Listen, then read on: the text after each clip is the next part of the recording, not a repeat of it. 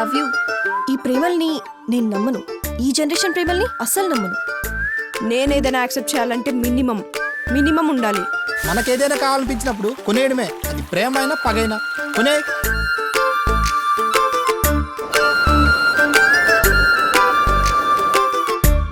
రెండేళ్ల లవ్రా ఇక్కడ. మేము ఒక్క పూట ట్రై చేయడం ఎక్కువ, నీలా నెలల తరబడి ట్రై చేయడం మా పని పట్టలేవా? మగాడు ఎన్నిసార్లు ట్రై చేసినా అవకాశం ఇవ్వని ఆడది, అవకాశం ఇచ్చిన ఆడదాన్ని సాటిస్ఫై చేయ మగాడు సుఖపడ్డట్టు చరిత్రలో లేదు.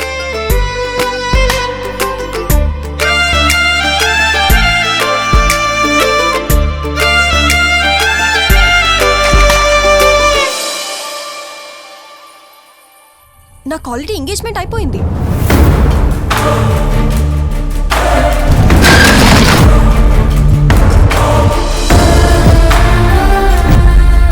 అడ్వాన్స్ హ్యాపీ బర్త్డే బంగారం. అండ్ నాకు నువ్విచ్చే ఫస్ట్ గిఫ్ట్ కూడా బంగారమే అయి ఉండాలి. ఏరా కొనేస్తా కొనేలేస్తా అన్నావు, ఎక్కడి నుంచి తెచ్చిస్తావు? ఒక అమ్మాయి ప్రేమ కోసం నీ క్యారెక్టర్ వదులుతూ దిగజారిపోతున్నామేమో అనిపిస్తుందిరా. ఈ రోజుల్లో క్యారెక్టర్ ఉన్న అమ్మాయి దొరికినప్పుడు మన క్యారెక్టర్ని తగ్గించుకోవడంలో తప్పులేదురా. నువ్వు ప్రేమ ఒక్కటే బతుకు అనుకున్నావు, బతుకు బాగుంటేనే ప్రేమ ఉంటుందని నేనంటున్నా. ఈ రోజుల్లో ప్రేమించడం అంటే వాళ్ళని వాళ్ళు శిక్షించుకోవడమేరా. అందాన్ని ధనం గెలుస్తూ, ధనాన్ని అందం గెలుస్తూ దేహ దాహాలు తీర్చుకునేందుకు పెట్టుకున్న పేరు ప్రేమ. నీ బాలకం చూస్తుంటే అప్పుడే నీకు నా పైన మోసి తీరిపోయినట్టుంది. ఏ జన్మలో ఏ పాపం చేసుకున్నానో ఈ జన్మలో మీలాంటి దరిద్రుల కడుపున పుట్టాను. చచ్చిపోవాలనిపిస్తుంది భార్గవ్. పెళ్లి చేసేదాకా ఆగలేకపోతున్నావా పాపిష్టపుదానా? పడుకోవడానికి మాత్రమే పుట్టి ప్రేమల్ని గెలిపించుకోవడం కోసం ప్రాణాలు పోయేటట్టు యుద్ధాలు ఎందుకు చేస్తారమ్మా?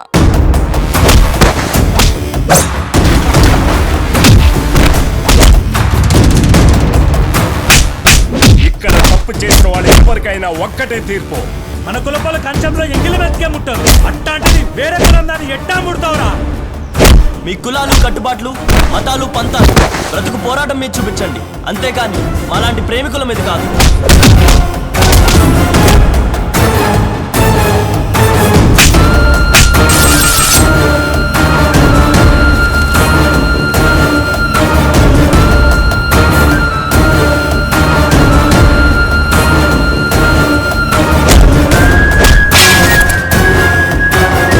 బతుకున్నాక నట్టింట్లో కూర్చోబెట్టి కంచంలో అన్నం పెడతారు, చచ్చాక వాకిట్లో కుండ బింకెట్టి మొదటి ముద్ద అంటూ 4 మెతులు పడేస్తారు. అట్టండి బతుకులు మనయి.